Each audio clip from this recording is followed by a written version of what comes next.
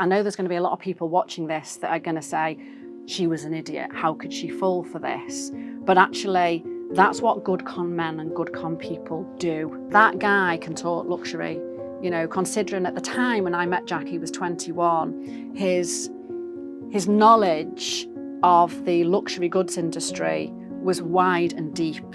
He definitely gave over this persona of, very believable persona of someone that was a high net worth and was used to a luxury lifestyle.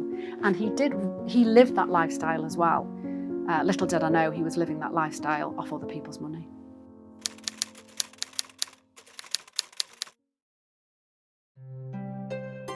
Jack was a local guy. He was from Alderley Edge. I knew a lot of people around here knew him. I liked his personality. We got on. There was a lot of things in common, but primarily it was the handbags. You know, we could talk all day about Hermes, Chanel, Dior, Louis Vuitton. Same way that some guys can talk about football all day or watches. You know, we had that affinity with handbags. So he approached me to say, did I want to do some deals with him? And I did say to him, if you're so wealthy, why do you need my money? Why do you need me to chip in to half of the cost of a luxury bag for you to sell? And his answer was, you know, why not? Why can't we make some money together? So he started with quite a small deal, which was a £5,000 handbag. And he convinced me to wire him or bank transfer him this £5,000, which I did. And to be fair, that arrangement returned a profit for me. And then this is what he did. He did a couple of these to get me into a very comfortable position of give him money. He invests it in whatever luxury goods. He has a buyer waiting, allegedly, and then returns the capital and the profit. But it got too much and it rolled up into a significant amount of money. And I will be honest with you, I was into over 100 grand over a period of about 12 months.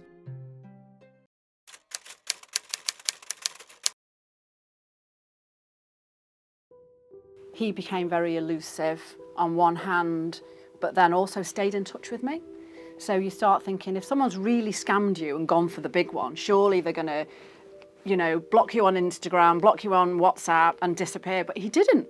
He would just keep reappearing at the shop, continue to be my best friend, continue to chat about handbags and basically say, oh, yes, don't worry. The person that's buying the item has just not paid me yet. That money's coming back, don't worry about it. Still pressing me as well to actually invest more in him at the time as well. But I just became uncomfortable with the arrangement. Little bits of money came back, which I think were probably just to keep me at bay. A couple of grand here, £1,500 there, £1,800 here. And you'd start to think, oh, my money's starting to come back. But this was just all part of his plan of just keeping you sweet. And I think him staying close to me as well also gave you comfort that he's not run off. You know, he's not disappeared off the face of the earth, which is what you would expect most scammers to do. And in fact, at the time he owed me the most, I saw him the most, which was just weird. I got to a position with him that I needed to confront him because I heard a little rumour on the street that he also owed someone else some money for a handbag that he hadn't delivered.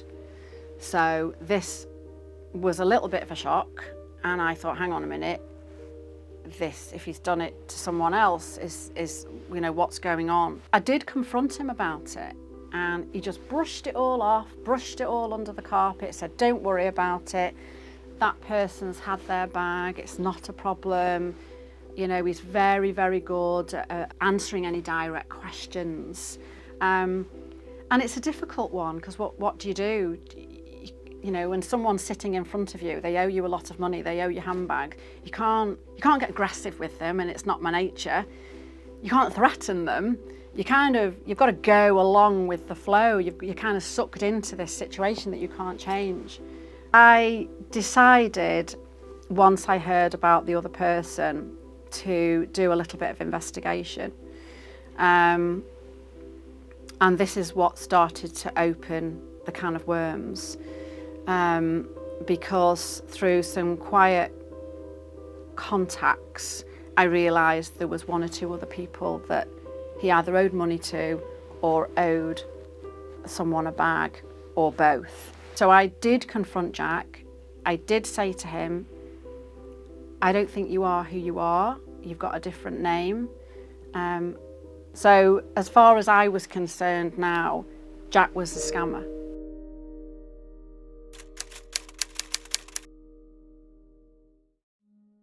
He still went along with this fabricated story of everything will be fine, you know, I'm going to pay you back, I'm going to return your bags, you know, all of this story carried on. And I think that just tells me what a blatant liar he is. Jack believes his own lies. He believes his own story. He's rewritten his own history. Everything is in it for himself. It is all about him and what he can gain and what lifestyle he can provide for himself.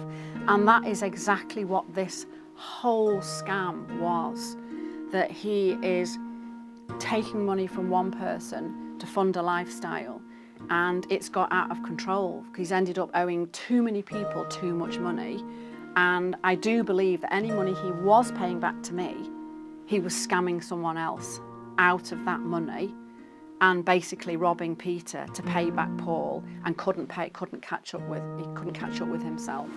So push came to shove for me, and I said to him, I don't believe you. I think you're a scammer. Jack didn't seem to be bothered. I told him that I'd reported him to the police. He laughed it off. He said I'd hear from his barrister. I didn't hear from his barrister, by the way. And I did say to him, I'm going to go out on social media. You either pay me back, or I'm going to go out on social media, and I have reported you to the police. He didn't believe me. He just kept laughing at me. So I went out on social media. I put his face on my Instagram and my Facebook. The next day, my inbox was full of people who had seen my Facebook and Instagram post and told me that it had either happened to them or they knew someone it had happened to. And I was not surprised, but surprised in equal amounts. This relief of finding out it's not just me. I had voice notes from people, I had WhatsApp messages, I had Facebook messages, I had all sorts. People I'd never heard of, all kinds of nationalities, people from America, people from Germany, people from, there was people from Dubai, people from London, people from Cheshire. Suddenly this tsunami of victims was in my phone.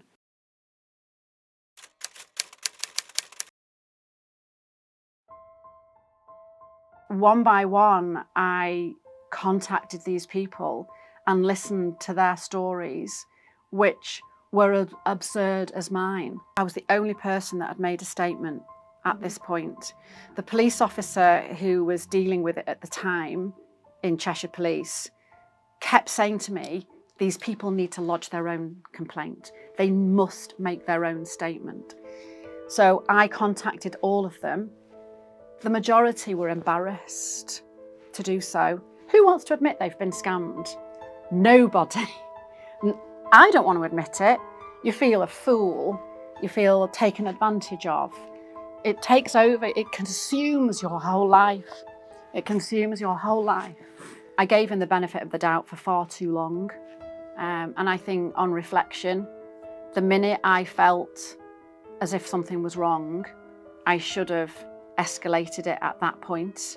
We decided, myself and another victim decided, that there was only one way we were going to get Jack arrested, and that was to make his whereabouts known to the police. So we organised to meet Jack.